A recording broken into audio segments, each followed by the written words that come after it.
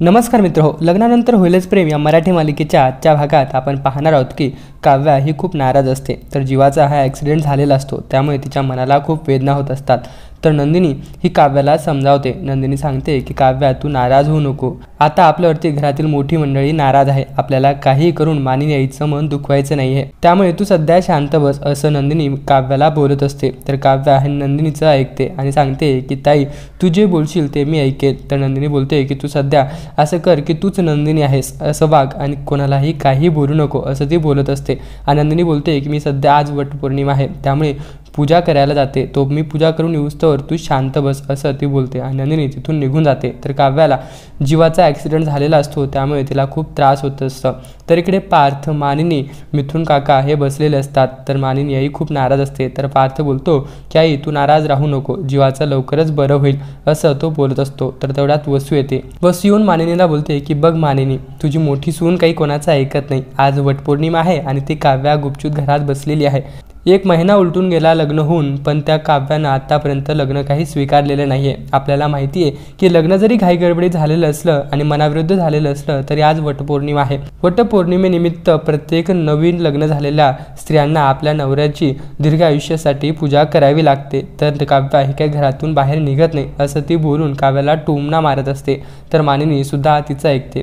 तर पार्थ बोलतो की वसू आत्या, तू काही बोलू नको, ती सध्या नवीन आहे, तिला माहिती आहे आपलं कसं लग्न झालंय, त्यामुळे तिच्या मनात पूजा करायला जायचा विचार येत नाही, असं तो बोलत असतो। तर वसू ही पार्थला धमकावत असते आणि बोलते की पार्थ, तुम्हाला काही बोलतो, पण आज मी तुझं काही ऐकणार नाही। आज वटपौर्णिमा आहे, तुझी बायको पूजा करायला बाहेर काही जात नाही, जर ती पूजा करायला बाहेर जात नाही तर मग हे नातं ठेवून काय फायदा आहे, आपण हे नातं तोडून टाकू, असं ती बोलत असते। तर पार्थला हे ऐकून धक्का बसतो आणि मानिनीला सुद्धा हा धक्का बसतो। तर पार्थला वसूचं बोलणं टोचतं, तर तो राग वसूवरती रागावतो। तर मानिनी ही पार्थवरती रागावते आणि सांगते की मोठ्यांनी लहानांच्या संसारामध्ये ढवळाढवळ करणं गरजेचं आहे, कारण की मोठे हे काय करता आपल्याला माहिती आहे। त्या दिवशी जर जीवाला एकटं सोडलं नसतं तर जीवाला दुखापत झाली नसती।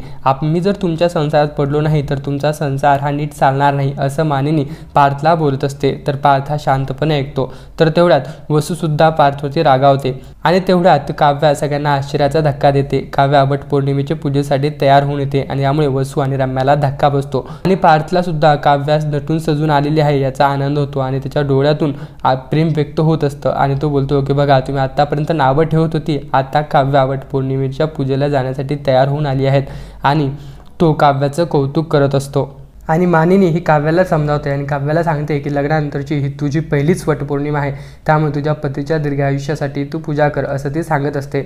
आणि आज तू खूप साडीवरती सुंदर दिसते, असं मानिनी काव्याला बोलते आणि काव्याला हे ऐकून आनंद होतो। तर पार्थ काव्याला बोलतो की चल, मी तुला घेऊन जातो। तर काव्या काही पार्थसोबत जायला तयार होत नाही। तर वसू बोलते की बघ, तुझी बायको आहे आणि तुझ्यासोबत यायला ती तयार होत नाही, तर काव्या तू मनातून जाते की बळजबरी जाते हे सांग, नाहीतर तू जाऊ नको, असं ती बोलत असते। तर तेवढ्यात मानिनी बोलते की पार्थ, तू काव्याला घेऊन जा। तर पार्थ हा काव्याला घेऊन जाण्यासाठी तयार होतो। तर इकडे नंदिनी ही वटपौर्णिमेच्या पूजेसाठी आलेली असते आणि तिच्या पायात काच टोचते आणि तिच्या पायातून रक्त वाहत असतं आणि तिथेच ती धारातीर्थ पडते आणि तेच मालिकेचा भाग संपतो। अशाच मराठी मालिकेच्या स्टोरीज जाणून घेण्यासाठी आत्ताच आमचं यूट्यूब चॅनल सबस्क्राईब करून समोरील घंटीचं बटन दाबायला विसरू नका। धन्यवाद।